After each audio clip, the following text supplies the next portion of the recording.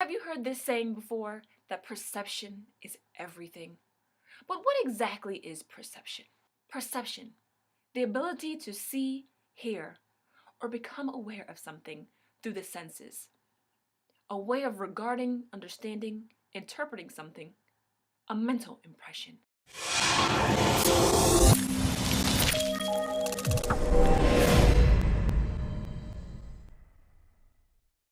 In terms of rejection, your perception is key.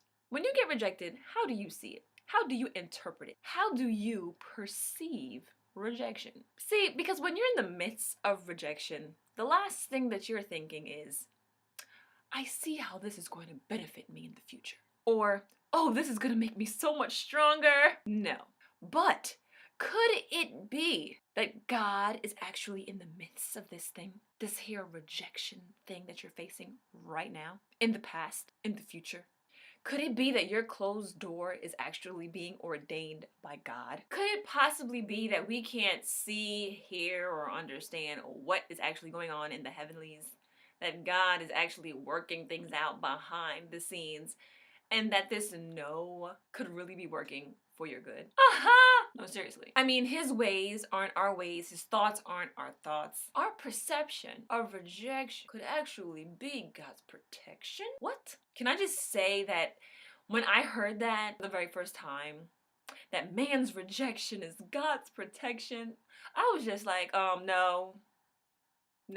That's what people who've been rejected say. That is stupid. I'm not believing that. It doesn't sit right in my spirit. That's what losers say when they don't want to feel bad about being a loser. That's everything that was playing in my head when I heard that. Then I had to sit back and take a second and think.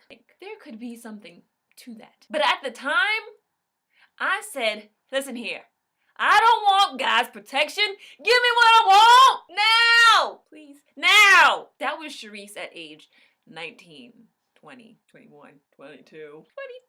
Especially when I was trying out for America's Next Top Model. Because I couldn't see it then, but God was truly protecting me. If you know anything about the show America's Next Top Model, they always have the models doing some type of crazy thing, whether they're half naked, fully naked, holding their boobs, or someone else is holding their boobs.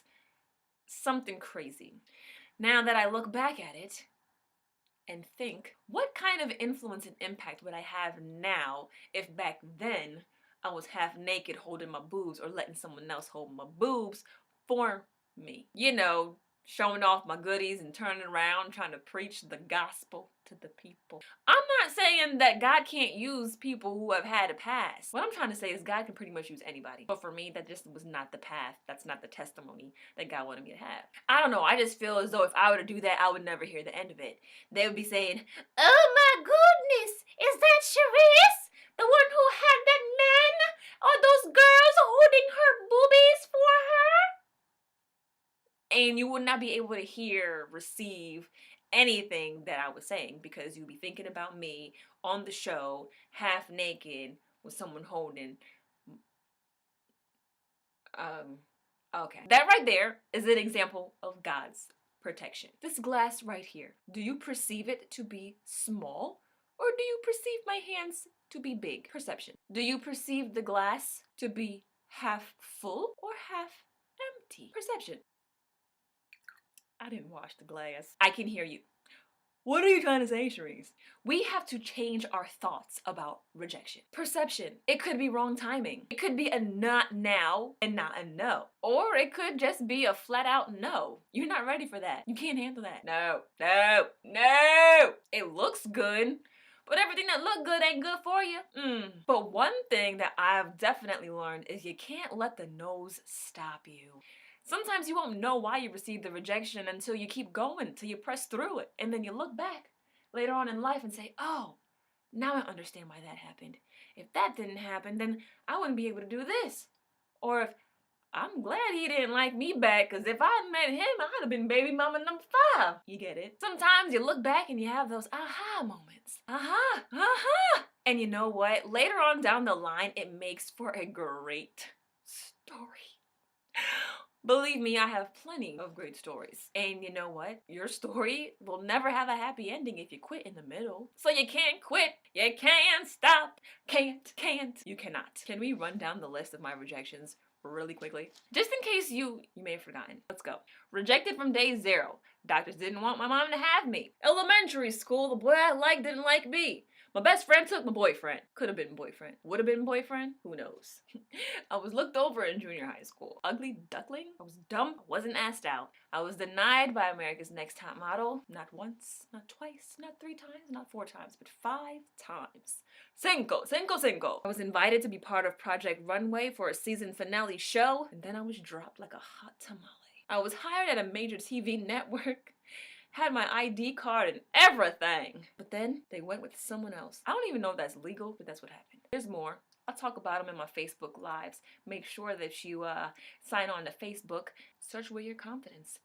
As always, it is homework time. I need you all to write down past rejections. How have those closed doors, man's rejection, how have those things prepared you or propelled you to where you are today? Look at it this way. Because that thing right there didn't happen. This did. Share. I would love to hear about it. You can share it in the group. Feel free to email me personally so I can share it with the world if you don't want everyone to know your life story. You can email me at wictv1@gmail.com. Make sure you subscribe to the channel and like us on Facebook. Search Where Your Confidence. Thanks so much for tuning in, and as always, don't forget your confidence.